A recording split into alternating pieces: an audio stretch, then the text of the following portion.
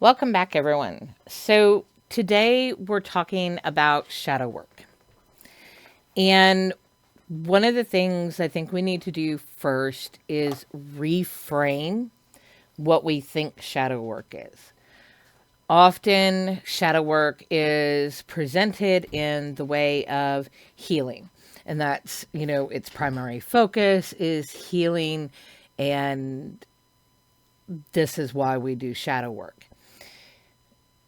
Another focus that's less heard, but still fairly prevalent in our community, is that it's for looking at the dark side of us, the things we don't want to see. These things are in shadow work. They are parts of shadow work, but they're not the entire shadow work. When I think about shadow work, I think of it more about this is about the discovery, development of our true authentic self, finding what that is, who we really are at our core, not all the conditionings that's been put onto us, not the aspects other people have grown into us, but who we really are at our core. What do we really want? What do we want to do here? What is our life about? These are aspects of shadow work. And there's healing in there, there's deconstructing, but there's also building new foundations and new movement and new ways forward. So there are many methods. Some of them we've already been exploring and touching on. When we talk about deconstructing conditionings of our mind, that's part of this process. So I want to give you a really simplified basic blueprint for shadow work. No matter whether you're healing, no matter whether you're just building new foundations, the discovery of self, moving into the authentic self, which is the best version of ourselves for us, not for other people. So in the blueprint, there are certain steps. Identify, perspective, deconstruct to the why, find our truth, build from it. Like I said, super basic blueprint. What that looks like is going to depend on, are we healing something? Are we healing a wound or overcoming a fear? Are we just getting to a truth for ourselves? Or are we getting to us, the core of us, our center truth, our authentic self? The blueprint pretty much remains the same. It doesn't really change. And it spirals in, and then when you get to the build from it, we're spiraling back out. It's one of the reasons why a spiral is a good way of thinking about shadow work. We spiral inwards towards the core, and then we spiral back out when we're rebuilding. So let's break down each of the sections of the blueprint. And like I said, it's going to look a little bit different dependent on why we're working in the shadow work. So identify. This is identify the wound or identify something that is conflicting within us. Identify something that is not ours. So when we talk about conditioning, those conditionings, things that are not ours. So when we do that, in the identification, we are looking at the situation that caused it. So as we move through, I'm going to do it from a healing kind of a perspective, but keep in mind, it's not just healing. All of these are in the same modes. So if we were healing something, the situation that caused it, So what is it that we need to heal? We need to identify that wound. And then we need to look at our current perspective of it. What do we see when we look at that? What was the situation itself or the event itself that caused the wound? What were our perspectives then? How did we see it when it was happening? And then look at your current perspective of now. As you're looking back and reflecting, how do you see it? You want to think about the emotions that are associated with it. What emotions get brought up for you? We're not dissecting them yet. We're just identifying. So what emotions are associated with it? What emotions were associated with it then? What emotions are you associating with it now? Next, how did you move through it? What were the actions you took? What are their outcomes? You have hindsight now. There's a little bit of time in between. So, what were the outcomes of those actions? What walls or mechanisms did you create to protect yourself? So, if we're talking about a wound, if we're talking about healing, there's always things that we create from that experience to protect ourselves later so it doesn't happen again. You want to look at, were they effective at the time, when you first started doing this?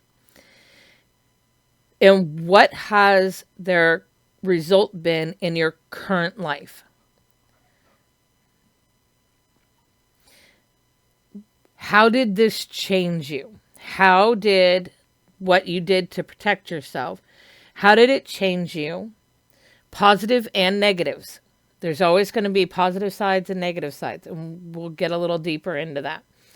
But, what were the results? What did it cause in your life? How has it changed your movement with other people or similar situations? Any aspects like that. How did this change you? So this is all in identification. We're not doing anything about it yet. We're just seeing it. The next step, perspective. So now that you've looked at it and you've identified the, situation or event, the current perspective and your past perspective of it, the emotions that you associated with it then and now, how you moved through it, what your actions were, their outcomes, what walls and mechanisms you created for protection going forward, and their results. What is it doing to your life now? So we've done all that. Now we need to look at that situation or event from more than just our perspective. We need to step back in this stage and step out of those emotions, step out of our own perspective, and try to see other people's perspective of that situation or event. Most of the time when we have some type of wound, there's at least one other person that's involved in the situation or event. So look at that. Try to see from their perspective, what may this event have looked like for them? What may have been their reasons? Granted, we're doing a lot of speculation here, but it's important to try and get to multiple perspectives. other outside perspectives beyond just our own. We have our truth, but as I've said before, you and I could be in the same situation, viewing the same event, but my reaction and your reaction could be very, very different based upon our own history, our own experiences, and, the person we are. So first, the situation or event. Look at that from other perspectives. Emotions. As we're looking at our emotions, also think about what emotions did the other people display? What was their reactions? How did this, play out? And think about it at the time then and now. And some of the people you may not have any interaction with at all now. So it doesn't really matter as far as knowing what that is. It's more about yours. But at the event, trying to understand the emotions that may have been at play.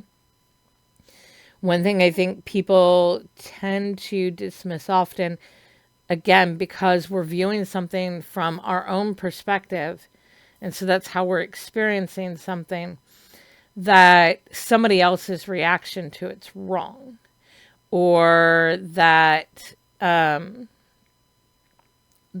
they're, what they say in that moment. A lot of times when people get aggressive, it's a defense mechanism. What's under the defense mechanism? What in that situation may have created a defense mechanism for them? And it's hard to do, especially when somebody has hurt you, to go through this process, but it's really important. I mean, we're not forgiving. We are not, I'm not asking you to forgive. I'm not asking you to, have compassion or anything at this point. It's just trying to identify and see perspectives of emotions that could have been at play. When you're thinking about your own emotions, did they fit the situation? Did your emotions fit the actual events of the situation, the way that it moved, the aspect of it? Sometimes it doesn't. Sometimes it's a trigger. Something happens, we're triggered, not from this wound, but from a previous one. And thus, we blow this one out of proportion because it's not the emotion of this particular situation or event. It's a past one. And it's crept in. And so we move. Are we moving in the same way as the past event? So if it's a trigger moment, your emotions did not really fit the situation. They were either way more extreme or, just didn't fit at all in the situation from an objective perspective. Again, objective perspective. And it's not invalidating the emotion. You feel what you feel. And that's valid. This is, when we look at perspective, we're looking at objectivity. We're doing it with objectivity. Taking ourselves out of that direct equation and looking at it through new eyes. So did they fit the situation? If they didn't fit the situation, then start digging. Why? Why did I react this way to this? And most likely it's going to take you to a different wound. And there's something in that wound and something in this particular situation that brought that up. Your mind decided, we need to protect. So it puts up the barriers or whatever aspect that you created in order to defend against the past wound. and it plays out. So it's a process. I mean, sometimes it's not going to be just one and done. It's rarely ever one and done because generally we will go deeper and deeper and deeper. It's why it takes time to do shadow work. It's why it's, in my opinion, a lifelong process. And there are still things today that I will experience or see, and I have to catch myself. And I have to do this process. Where is this coming from? Why am I having this emotion? What is bringing this emotion? How am I moving? And what am I creating in this situation? And generally, even if it's something that I've dealt with before, a wound that I, have dealt with, sure, I healed part of it, but there may be a little part that I wasn't focused on at that point. There was something else that I didn't see. And so, it's just a process of going back through it again. Not the entire thing, just the piece that I hadn't looked at yet.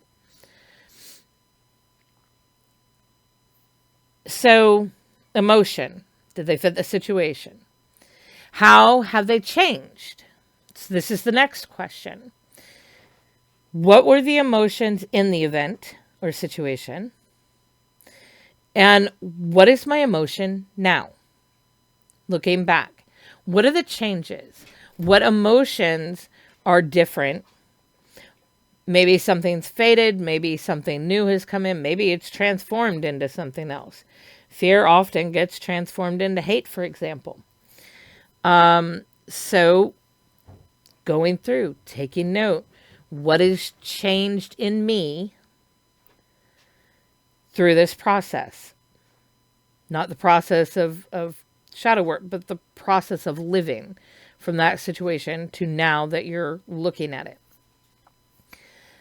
Actions. We're still in perspective, looking at actions. What got you through the situation or event? What were the actions you took?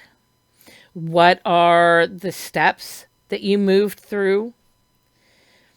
And be thinking what was positive moments and negative ones. There's, even in the worst possible situation, there is always something for us to learn. There is always something positive we gain from that. The difficulty isn't in gaining something, it's in seeing it, recognizing it, that there is a positive in this, that something good, I did get something good out of this. Generally, in really, really bad situations, so we're talking like, massive abuse, something really bad like that. Strength. We gain strength because we're still living. So we're living through it. We've gotten through it. We're on the other side. We're not in that situation anymore. So there's strength. There's perseverance. There are positive things, even in our most negative. We just have to learn to see them. So what was positive movements in the situation or event? What did I get positively from it? What are the negative? What negatively impacted me? How did I take this to, what are the negative impacts to me? And then think about it in actions. What were the positive movements that I did? The things that helped me move and to get beyond it. And what are the negative ones? What are the ones that I'm still carrying? What walls did you create in the process? I'm going to use the imagery of walls because it's simple. But anytime we have a wound, there is always going to be a wall that we create. It's how we get through. It's how our mind is able to get through. It's how our emotions are able to get through. We build things. We build protections. Oh, I'm never doing that action again. Or, oh, okay, so I need to be really, careful and watchful here in these kinds of situations. Think about it in that way. So, what walls did you create in this process? Take your time in this area.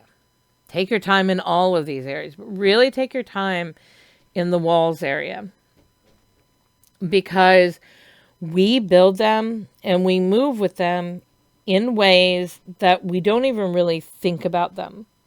They just are. They just become a part of us. So really be critical of yourself here and break it down. What did I create within myself to help me get through this? What did I create in myself to try and protect against this? Once you have identified those and can see that, then start looking at it piece by piece. Is this helpful to me now, or is it holding me back? All of them, good or bad, were helpful to you in the moment because you're still here. You needed them at the time. You may have needed them a little while after. But a lot of times we keep building on those walls. And instead of them protecting us, they're cutting us off.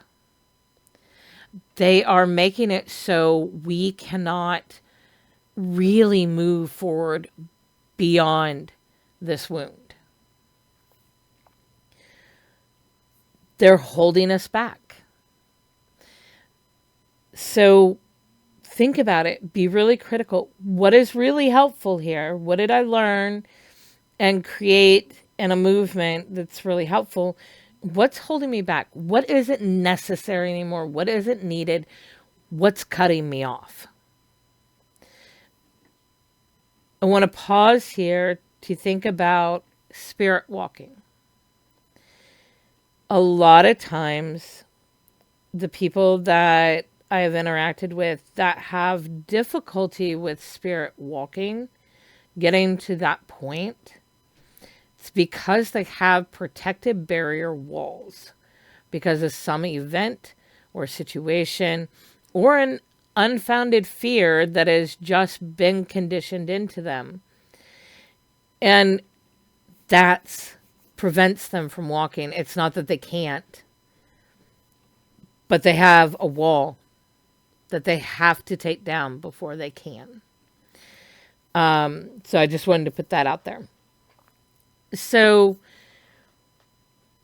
when you're looking at the wall, the helpful and what's holding us back, what has it created in our lives?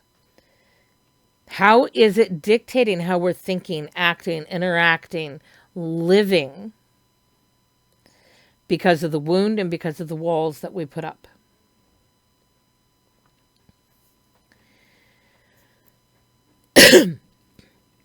The third one, deconstruction to the why. So we've identified the problem. We've identified the emotions. We have identified the results, what we did. Then we looked at perspective. We took ourselves out of the, being in it and started looking at it from objective points of view and trying to see other perspectives that could have been at play. Other perspectives that could have fed into it, other perspectives that could have, taken away from the situation that we could not see at the time. We looked at our emotions in that way. We looked at our actions in that way. We looked at what we built within ourselves to protect ourselves. So we have all this information. The deconstruction to why is really that movement of getting rid of and changing, moving all the things that we've identified. There are two things that you need to think about when you get to, you really want to look at it in starting in perspective, especially, but compassion for the self. You are not the same person as you were in that situation. I don't care if it was a week ago. You are not the same person. You have experienced, lived, gained something. You have changed. Every day we change. The more we experience, the more we move, the more we get in touch with ourselves and any type of growth, and we're always growing in some format. So compassion of the self. It's really important. Do not be, oh, I was so dumb. Oh, that was so stupid of me. Oh, I can't believe I did that. Don't. You're not the same person. You are looking with the advantage of hindsight. You know what the results of those actions were. You know what the result of building those walls were. You know the result of how you chose to move. Yourself in that situation didn't. They did the best they could with what they had available to them in the moment. Love that person, mistakes and all. Have compassion for that person, mistakes and all. You have the ability for hindsight now when we look backwards. And too often we get into this mode of, telling ourselves negative things about ourselves because of what we did in that situation or how we moved in that situation. Or there's regret, and we'll get into regret shortly. But you're not the same person, and you're looking through hindsight. You're looking with the advantage of wisdom. Because you experienced it, you have seen the results of it, you see how those actions played out, you see how you're playing out. Thus, wisdom in this particular state. Have compassion. You are not the same person.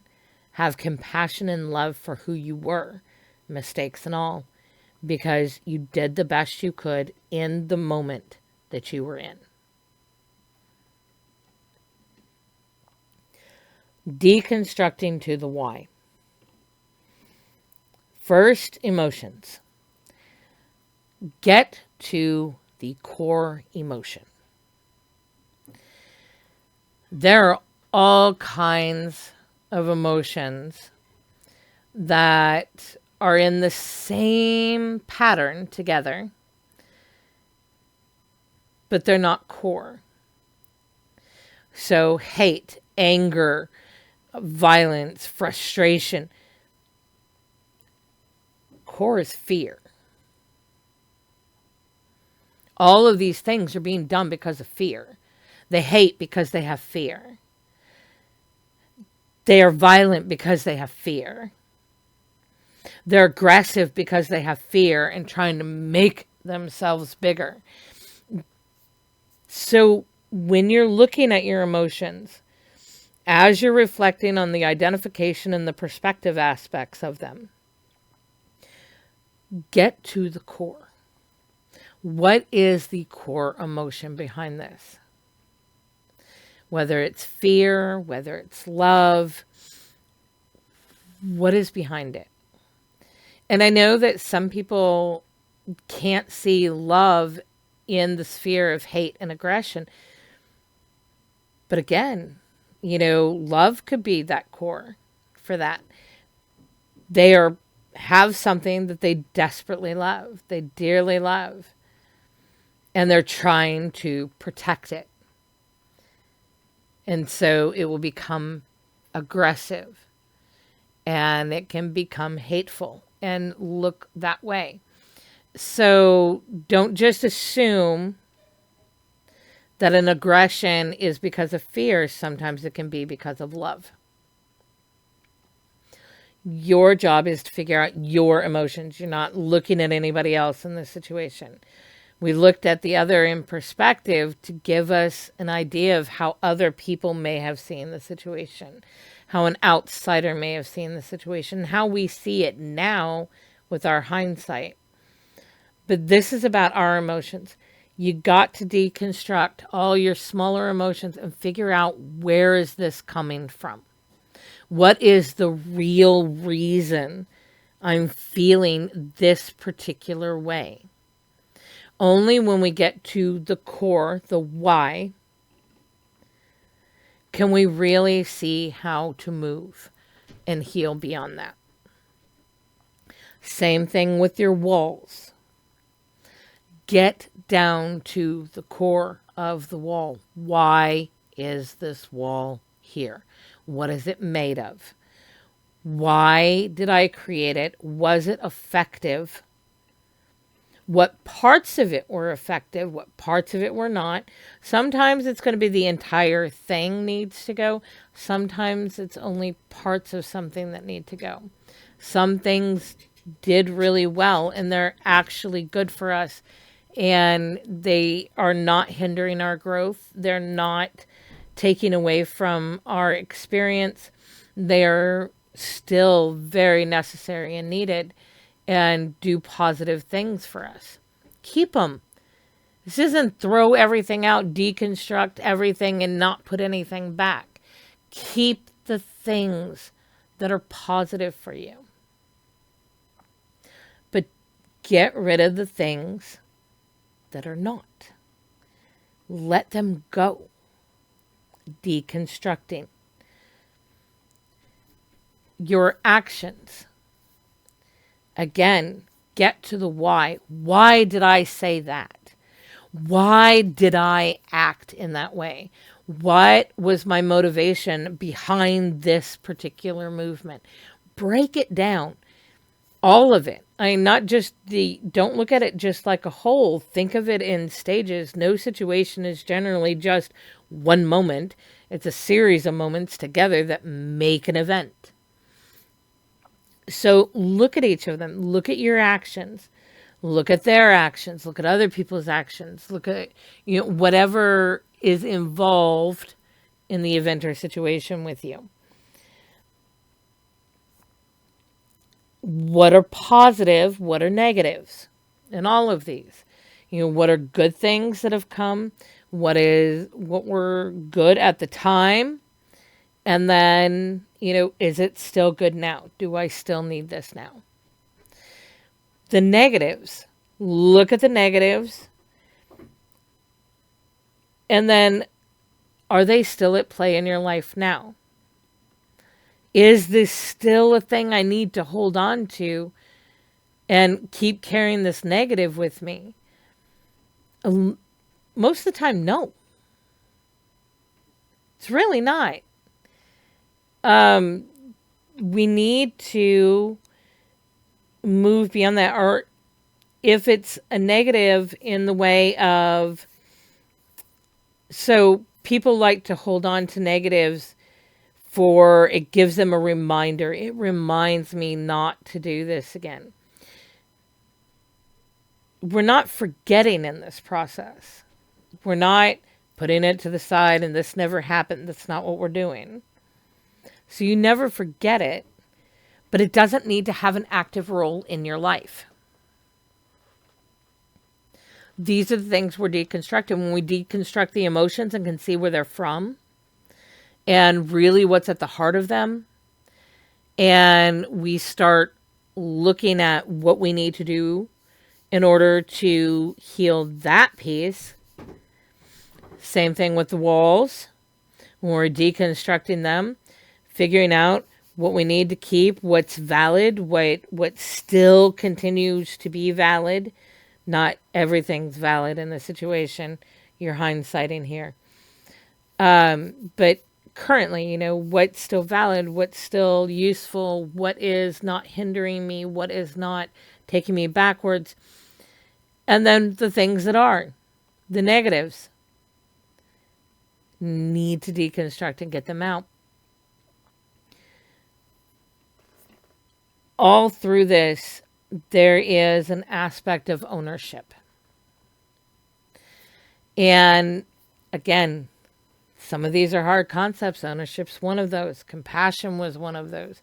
Having compassion for the self is hard for people. Ownership. Own your mistakes. Own your part in that situation and event. Own your part in your wound. This is extremely helpful because we're being honest with ourselves. And there are some situations that we have no control over. It is something being done to us by an outside party. But we do control how we react and how we move from it. In this situation, it's reaction. Even if it's bad reaction, know it and own it. Be like, oh, yeah, that was a bad reaction, but it's what was in that moment. And that is how I was protecting myself in that moment. That is how I was preserving myself in that moment. So don't judge it in a negative way. Have self-compassion, but take ownership of it. You messed up. It's okay. We're human. We mess up all the time. It's not this end-all be-all here. Take ownership of it. You made a mistake. Take ownership of it. You did something really positive and good. Take ownership of it. It's not just the negative. It's the positives too. Take ownership of your actions. Nobody makes us do anything. I know that's a hard concept to really think about because there are situations where we feel like we have no choice and we have to do something, even if it's against us. The problem is we do have a choice. The alternative to that choice may be super horrible. Maybe you'll die if you don't make that choice. But it's still a choice we're making. It's not about good or bad. This isn't good thing, bad thing. Positive, when I'm talking about positive negatives, we're not talking about moral good and bad here. We're just talking about what has helped us to grow and what has hindered us to grow. What has caused us damage that we now have to clear and debride and heal from, and what has caused us positive transformation, movement forward, and inspirations. So when you're thinking positive negatives, don't think about it from this good bad perspective.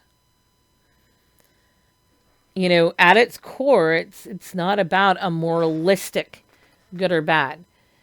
This is about, what has been positive and negative in our lives.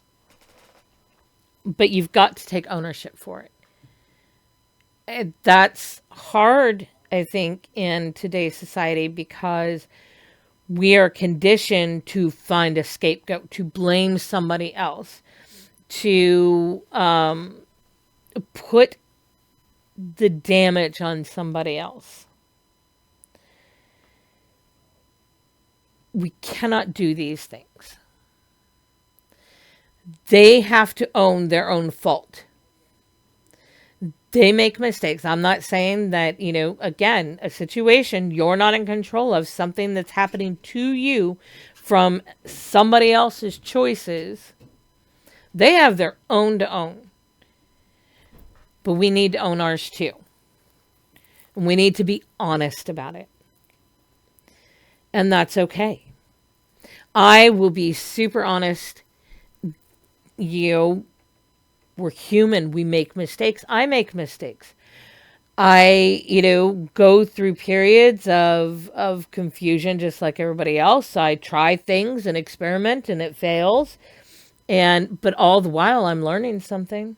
There's always positives in our mistakes. There's something we learn. There's something we take away. And it's up to us to choose what we do with that. Do we just, acknowledge it and leave it to the wayside? Do we ignore that part and only focus on the negative? Or do we use it? Do we accept that and use it for us going forward as a learning experience? It's one of the reasons why I say look at everything like an experiment, because we are conditioned to think of failure as failure, and it's not. It's failure when we give up. It's failure when we stop trying. It's not failure when we are, okay, that part didn't work or this whole entire thing didn't work. But it's okay. It's okay. These were all the mistakes. This is everything I did wrong. What can I learn from this situation? Even in my worst situations, not of my making, a very, very horrible situation, but I got things from it. I got positive things from it too. If I focused on the negative and dwelled on the negative and wanted to wallow in the negative, I could have done that. I could have chose to do that. I choose not to. I choose to look at, okay, this was really bad. But you know what? I gained this out of it. I've learned this from it. I understand this better now about, this situation, this person, whatever. There is learning in that. And when we look at it, everything like an experiment, we're looking at it from that learning perspective, knowing that there is going to be bad and things are going to fail and there's going to be broken. But there's also going to be a learning from each of those points. Something good and positive that I can take forward from it and try again or move differently again in a positive way that doesn't hold me back, that doesn't squash me down, that doesn't separate me or divide me, but brings me together. So, before we get into the next phase, need to cover a couple of things. You cannot change the past. It's done. It's over. There's no changing it. There's nothing you can do to change those events, that situation, that movement, who you were. You can only change the present moment you're in, which is creating and changing the future that's coming. Let go of regret. Regret does nothing but hold you back. It's not about forgetting. It's not about forgiving. But regret is something else. We remember because we learned from it. We had an experience. We went through this process. We've learned. We have, chosen our movement and how we're moving differently now. Regret does nothing but keep you in that cycle of the negative aspects of it. Regret doesn't help you remember. You're not going to forget. Regret holds you in those negative emotions and that negative mind space and keeps you replaying it over and over and over, the what if game. There's a problem with the what if game. If I went back and I changed a really horrible moment in my past, if I was able to do that, that would have also changed everything else past that. Every other moment. I may not have met my husband. I may not have had my children. I may not have moved to this place. I may not have had the experiences that I did that helped me to grow in the way that I am. I probably would not have connected with certain deities. There's so many cascading things that came from one event. And they're small. They're because of this event, I moved this way and I created this wall, which got me to this point. And then I met this person, had this experience, which changed this part. It's a web. And if you pluck one of the strings, you could collapse the whole entire web. If there is anything that you love about yourself or your life in this very moment, you cannot hold regret for anything in the past. Regret is keeping you in this field of sorrow, of the negative aspects and the wanting to change something. You change one thing, and it will change everything else that came after. So let go. Let go of the regret. Let go of the what ifs. Let go of the I wish I could change this. You can't. And if you really, really thought about it logically, if you did change that, you wouldn't be who you are in this moment. You wouldn't have had all the experiences and movement and positive aspects of your life between that moment and this moment. You don't want to change anything. Learn from it. Don't change it. What did you need to learn? What positive things did it give you? And I promise you, there is always a positive. Maybe not in the event, but in your movement after. So always be thinking, what did I gain? What are the positives? Let go of the regret, because regret doesn't help you. So we have identified everything and broke it all down. We looked at numerous different perspectives of it. And then we took it all of that to core. What's the core behind it? Where is this starting? Where is this from? Why is this action? Why is this wall? Why is this emotion? Why is it connected to this? Is there anything else that's connected to it? Because a lot of times you'll have something happen. That's why childhood trauma, you have something happen in childhood, and then you have this whole entire web that you weave from that event. So you're deconstructing all that because of one action way back when. This kind of deconstruction, you really only go through once, as far as like the massive deconstruction of self. When we're talking about the authentic self-discovery of self, that tends to be one massive shadow work. And it's one massive deconstruct everything. All the things you think are true about yourself, all the things that you think you know and that are your truth in your world, in your life. You're using the same process, identifying all of it, looking at all the different perspectives. Where did it come from? Who taught me these things? How do I feel about it? Do I actually experience this in my life? You go through all those processes. That's the deconstruction of self. You're looking at everything super critical about you. You have a moral. Why do you hold it? Where did it come from? Who gave it to you? How does it act in your life? What does it create in your life? What does it take away in your life?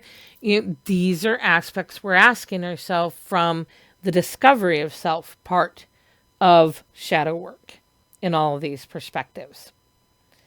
Because a lot of things are not ours. They're what we are told and what we're conditioned, but they didn't come from us. And then you have aspects that are, you know,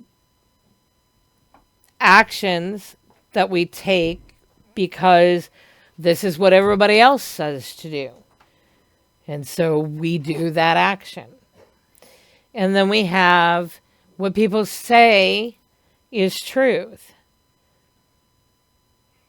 But it doesn't always hold. These things don't always hold. Some things may hold for you.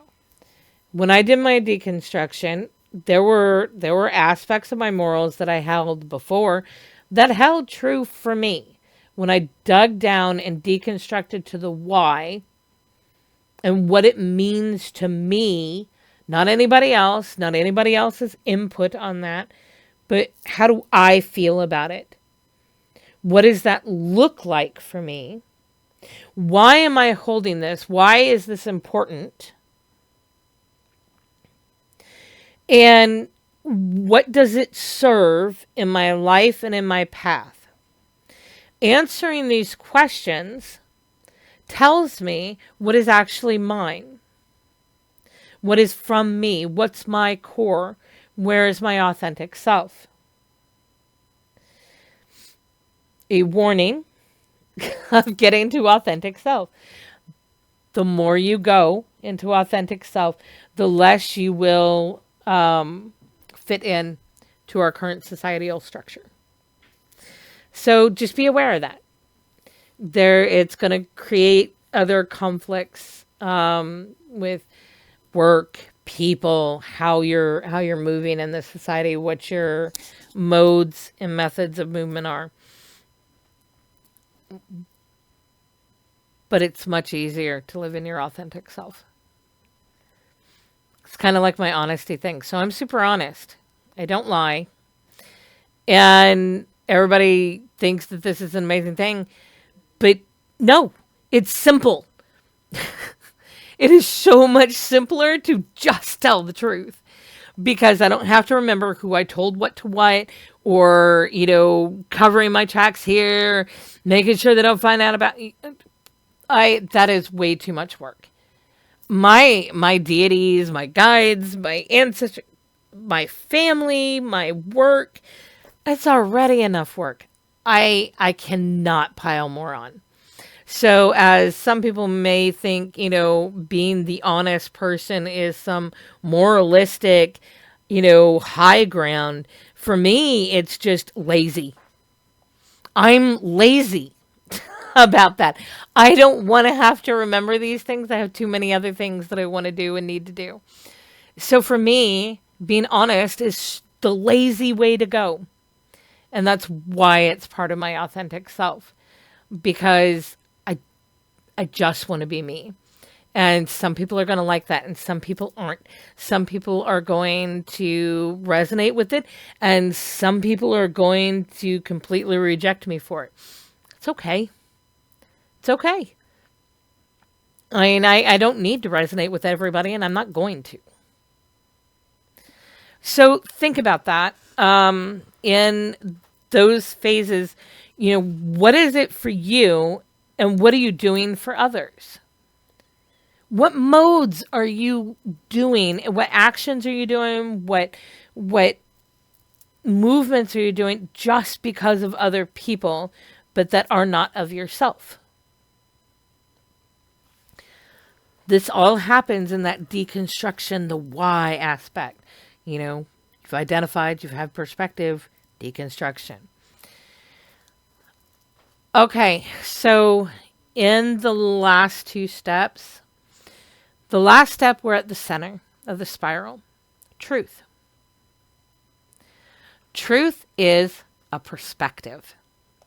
We have no absolute definitive truth in our world. We have perspectives of truth. Even science, which everybody looks at as definitive truth, is not. It's the truth of what we know right now with the information that we have right now and the tools and equipment to measure that right now. We have watched science evolve and change and grow, and some things get kept, some things fall off and become untrue. And that's because it's a matter of perspective. Even in science, and I'm using science here because it's the one thing that everybody points to, oh, that's truth. So even in science, you have different sides. You have one mode. I don't want to go into physics because there's a lot in there. So, gravity. Let's talk about gravity as just a very, very simplified example. So, gravity is a theory of gravity. It's not a proven fact, it's a theory. And it's interesting because you have scientists that have different theories behind that theory of why it works or how it works. It's not just one. We may have one that's pushed in the mainstream. We have one that may be a majority agreed upon.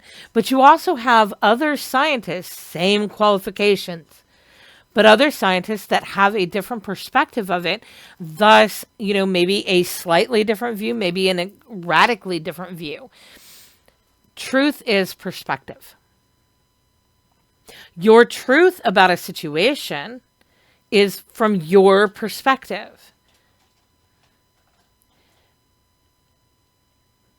I think that's kind of one of the things that I hope you really take away is that truth is not this finite, straightforward thing. Everybody's searching for the truth. They want the truth. But the truth is going to be a matter of perspective. There are events and things, that happen that we all experience. And so we have a collective truth about the movement, but not so much the outcomes, the emotions, the perspective of that movement, if that makes sense.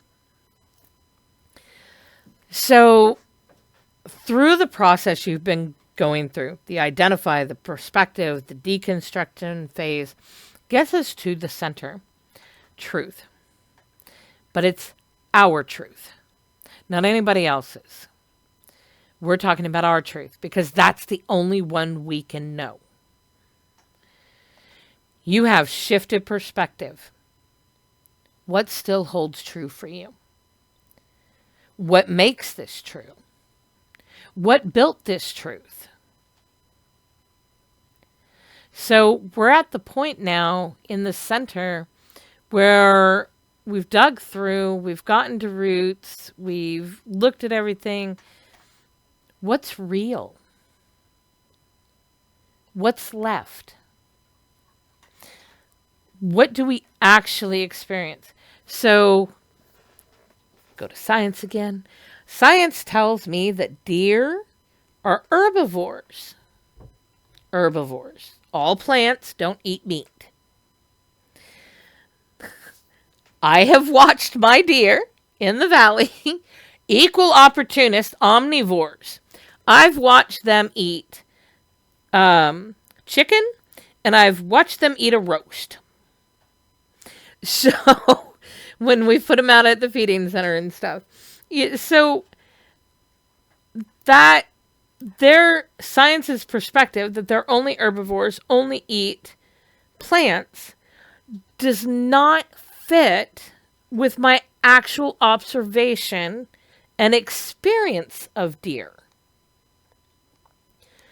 Which one's going to hold true for me? It's going to be the one I experience, the one I observe. I mean, I'm not And how can I deny that I watched the deer eat a roast? I can't. I'd be lying to myself.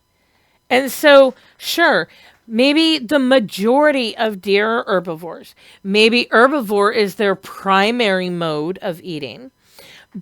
But changes, time, evolution, maybe, or maybe it's just scarcity of food. So, you eat whatever's available, and they've gotten to that mode here because of different construction on different hillsides in like the hill over they've constructed and the hill behind us and over they've constructed.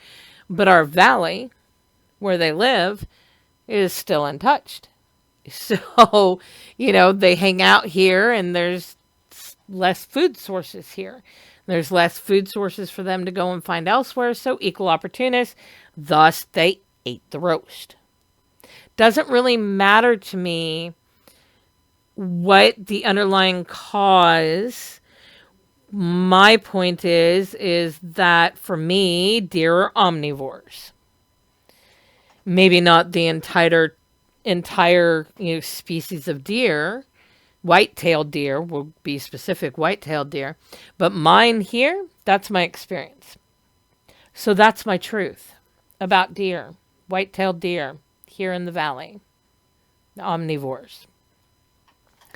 So again, just a simple little weird example, but it gets us to thinking about what holds true for us. What do we actually experience? What do we actually see and experience in our lives? That's our truth. They can tell us something all day long. So economics, they talk about trickle-down economics. We've had that drilled in and people constantly repeating, trickle-down economics. The people know that does not happen. We do not have trickle-down economics. What we have are corporations making record profits while we're paying more for everything. It's not trickle-down economics. The people are not benefiting. It never gets to the bottom. Our real poor never really get there.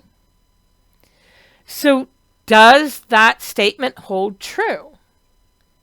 From your experience, from the way that you see and how you've experienced that in your life. Is it true? Not in my life. Not in anybody I know. So, no. It's an untrue statement created by somebody else trying to get me to think that way, but it does not hold true. That's what we're doing in the center. We're figuring out what is actually true for us and what isn't. What are conditionings? What is somebody else's perspective and opinions? What is somebody else's way of moving? But that doesn't mean it's ours. We need to find ours. That's what we do in the center of the spiral. What needs to be let go of? What needs to be changed? What does that look like? What do we look like in that process? What have we learned about ourselves in this process? These are all questions to be asking in that center, because they lead us to the last part, and it's the vision ahead. So we've gone through all this process. We have debrided our wound, dug it all out, or we have dug to the core of ourselves and taken ourselves down to the bone and in our deconstructions, and we've seen what is actually true versus perceived truth and others' truth or conditionings that we've grown with. So now we're moving to this vision. We have all these pieces. We have started to build our foundation in that truth perspective. We have unpacked and analyzed everything. Now, what do we do with it? So first thing you're going to do is you're going to see who you are right now in this moment. After going through this process and being through all this, where are you at? What is important to you? That's one of those first things to start thinking about. What have you learned that is really important to you in your life and in yourself? Think about it as two separate things. Do two separate lists for this. What is important for you? What does that vision look like of you right now in this moment? And what is it that you want to be? What is the direction you want to head? And don't get crazy. This isn't the oh, it could be anything, and this is where, that's not the kind of visioning I'm talking about. It's what kind of person do you want to be? How do you want your actions to be? How do you want to interact with other people? How do you want to interact with your nature? What path are you walking? Where are you being drawn? All of these things are going to start help shape the person we want to become. And it's not different from the person we are now in the sense of, I need to become a completely different person. No, it's what growth? What growth do I want to go through and move myself forward? Move myself higher, become better than I am today. And what does that look like? What does that even mean? What's better? What does that look like to me? So we're creating this vision from where we are right in this moment. Not our past. Our past is done. You're not changing anything. You're not moving anything. You've made mistakes. You've made good movements. It's all there. We're not forgetting it. It's part of what made us who we are in this moment. But right now, we're in this moment of who we are. Who is that? What does that look like to you? And then, where do you want to go? What kind of things do you want to do? What do you want to create in your life? What do you want to create in yourself? What do you want to change? What do you want to move? Create the vision. As we're creating the vision, we're spiraling back outwards. Instead of deconstruction, we're constructing or reconstructing. Because not everything went. We kept things. We're not all bad. we didn't want to just chuck our whole entire self. We have things that we've kept. So how are we incorporating the things that we've kept with the things that we want to bring in, with the things that we want to move forward with, to the person we're becoming based upon how we want to move? So it's a reconstruction process. How does that fit together? What are the morals and the values behind that you're going to be following for yourself, not for others, for yourself? What kind of things do you want to be learning and creating and experimenting with? How has this shaped and moved your perspective, understanding and feeling your emotions, and how that equates to how you react and act within the world? How is it changing your actions? These are all things we're thinking about as we're going forward and keeping in our mind as we're moving forward. We're going to stumble. We're going to make mistakes. It's okay. Learn from them. Use them as, okay, that was really bad, but, hey, I got this from it. I learned this. So, learning experiences. And constantly be reminding yourself, seeing the changes you're creating, who you are now and who you want to become. One of the reasons why journaling is one of those big key things for me, as I've said over and over, journaling allows us to see and reflect back, because we're not going to remember all of this. It's not what our brain's going to retain. We're not going to remember every little step, but going back and reading through, we gain things from that. We see more from that. We have deeper understandings because we're looking in hindsight when we're reflecting backwards. Journaling is also a really great method for going through shadow work in this way, using this blueprint, because you're going to be making lists, you're going to be writing it out, you're going to be thinking about it and going back to it. And, there are different parts when you get down into the deconstruction, you're going to be looking back at the identification and the perspectives and journal it all. Write it down, make little bullet point lists, whatever works for you. But where you get it all out, and because you're going to be adding to it, you're going to think you identified everything, you didn't. You're going to think you saw all the perspectives, you didn't. You think you've deconstructed all of it, you didn't. It's okay. It's a process. It's an ever-living process as long as we're living. So it helps, and it helps us in the recreation and reconstruction phase because we're reminding ourselves and writing it down, which makes us more accountable to ourselves in that, at least from my perspective. We're writing it and we're putting it down and we're looking at it and we're reflecting back. And it's, yeah, this is what I wanted for myself. This is why I wanted this for myself.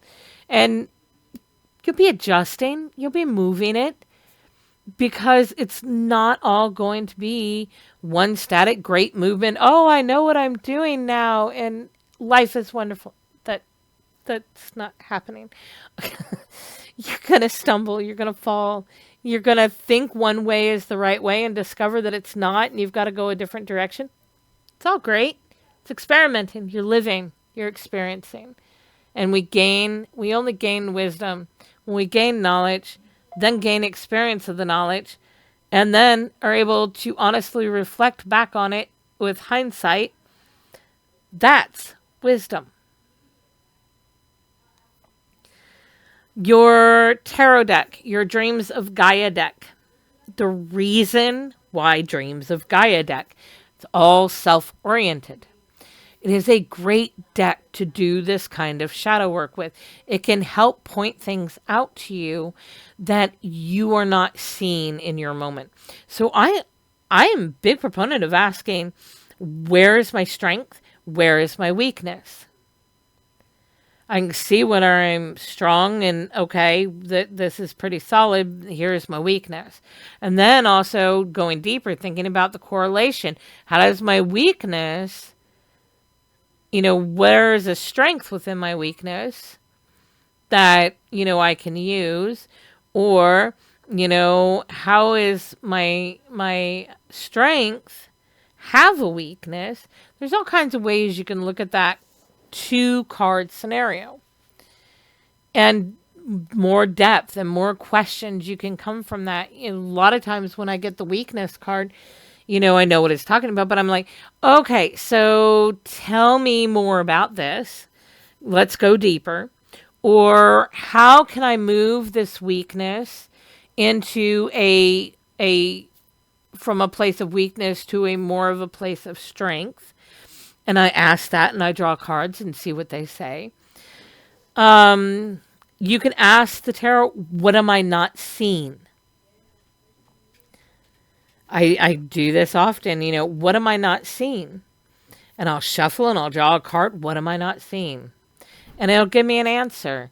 And I can take that one card and then again go deeper, asking more questions and what aspects of this. If it's a card that I'm not understanding, I'm like, well, I see that.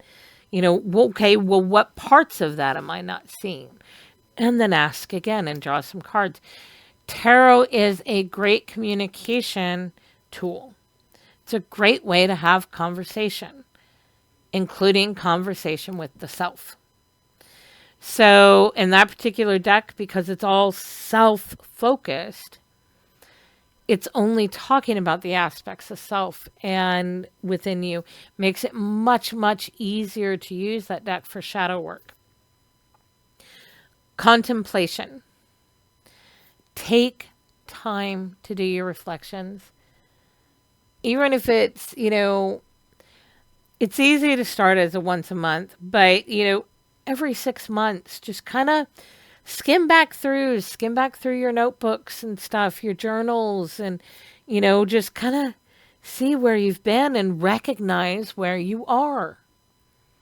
We grow all the time. We just don't recognize that growth because we are, in the moment doing it. So those changes are gradually happening, and it can be really easy to not see them. Not see how far we've come, not see how much we've changed. Reflection really gives us this bare minimum, bare minimum, once a year.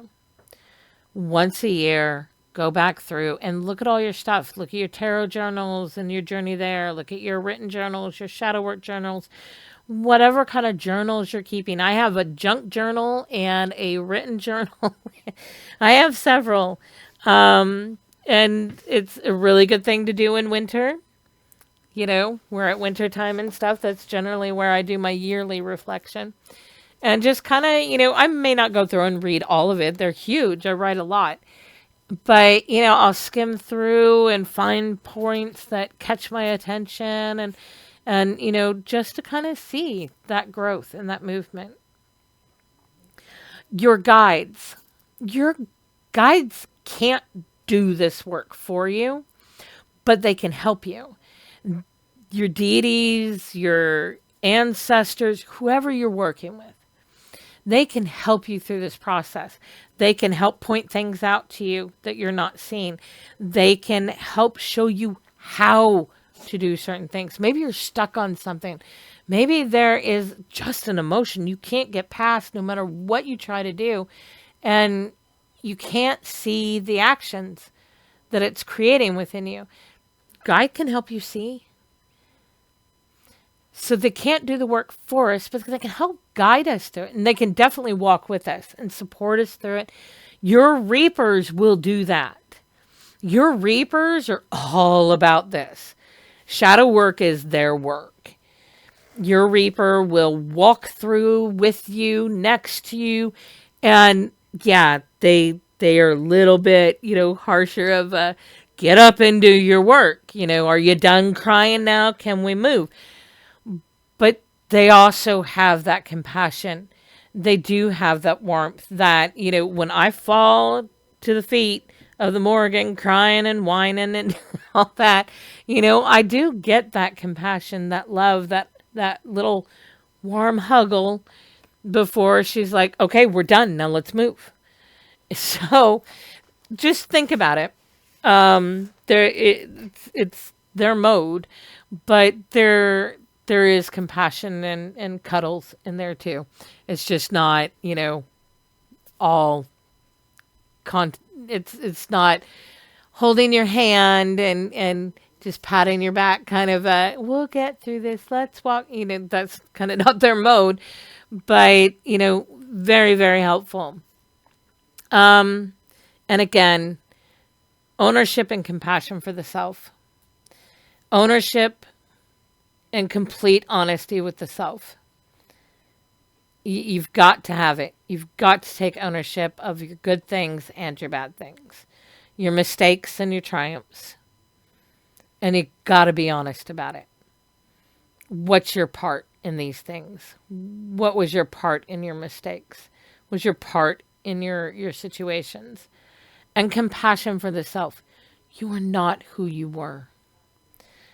The only reason that you're able to look back and be, have a regret or have, negative self